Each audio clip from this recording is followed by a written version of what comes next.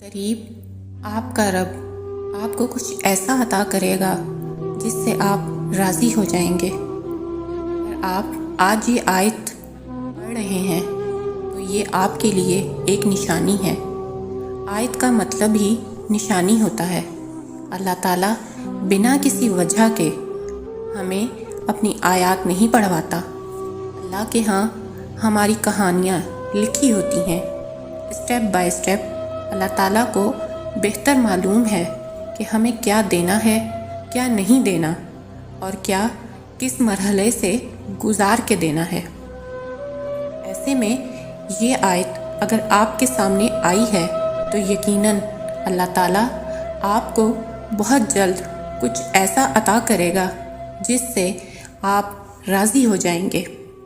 ہو سکتا ہے کہ یہ وہ چیز نہ ہو جس کی آپ کو بہت خواہش ہو۔ ہم خواہشیں اپنی خوشی تلاش کرنے کے لیے کرتے ہیں۔ جب یہ ملے گا تو ہم خوش ہو جائیں گے، مگر یہاں پر یہ نہیں کہا گیا کہ اللہ وہ عطا کرے گا کہ آپ خوش ہوں گے، بلکہ راضی کا لفظ استعمال کیا گیا ہے۔ راضی ہونا خوش ہونے سے مختلف ہوتا ہے۔ خوشی کے پیچھے بھاگنا پڑتا ہے، اس کے کھونے کا خوف رہتا ہے۔ رضا ایسی نہیں ہوتی۔ رضا دل کے مطمئن ہو جانے کا نام ہے۔ رضا دل کے سکون کا نام ہے۔ اگر آپ کا دل کسی مسئلے کی وجہ سے بے چین ہے، اس میں اضطراب ہے، تو یقین رکھیں اللہ تعالیٰ جلد کچھ ایسا کرے گا کہ آپ کا دل راضی ہو جائے گا۔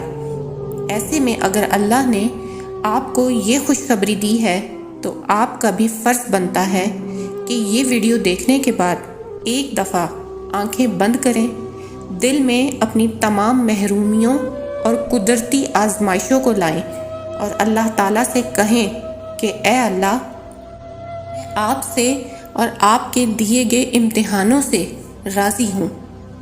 آپ جس حال میں بھی رکھیں، آنکھ آنسو بہائے گی لیکن زبان شکوہ نہیں کرے گی۔ اللہ میں راضی ہوں، آپ بھی مجھ سے راضی ہو جائیں۔